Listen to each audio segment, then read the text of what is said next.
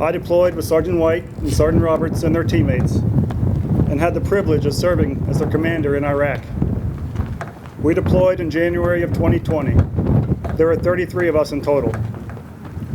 I would like to share with you the history of the Purple Heart.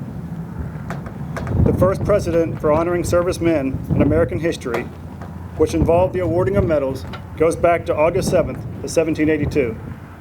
On this date in Newburgh, New York, General George Washington, the Commander-in-Chief of the Continental Army, created the Badge for Military Merit, a decoration consisting of a purple heart-shaped piece of silk, edged with a narrow binding of silver, with the word merit stitched across the face in silver. It was renamed the Purple Heart for military merit, commonly known today as the Purple Heart, on 22 February of 1932. This is the only medal present today that can trace its lineage back to the Revolutionary War. During World War II, President Franklin D. Roosevelt decreed the Purple Heart would be issued to all branches of military and differ from all other decorations, in that the decoration and the individual would not be recommended for the decoration, rather the individual is entitled to it upon meeting specific criteria of wounds received while engaged in combat against an enemy of the United States of America. Today, the Purple Heart is awarded in the name of the President of the United States to any member of the Armed Forces of the United States who, while serving under competent authority in any capacity with one of the U.S. Armed Forces after April 5th, 1917, has been wounded or killed. Today we gather here to present the Purple Heart to Sergeant Ariel White and Sergeant Marshall Roberts. While deployed to Iraq, our team faced a hostile foreign force. We served in support of Operation Inherent Resolve, whose mission was to defeat ISIS, terrorists, in areas of Iraq and Syria. The operation was a multi-year military campaign involving the host nation of Iraq and 40 of our coalition partners.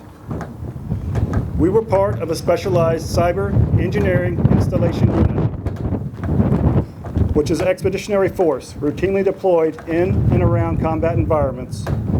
Our team provided enhanced communication capabilities throughout the campaign. Because of the nature of our work, we were embedded among other U.S. and coalition joint forces. Sergeant White and Sergeant Roberts moved teams, equipment, and tracked personnel. Their contributions permitted real-time intelligence sharing, operational planning, and combat mission execution in order to deny, degrade, and destroy our enemy's ability to control the region. Our team was making huge strides, but in March of 2020, we were attacked.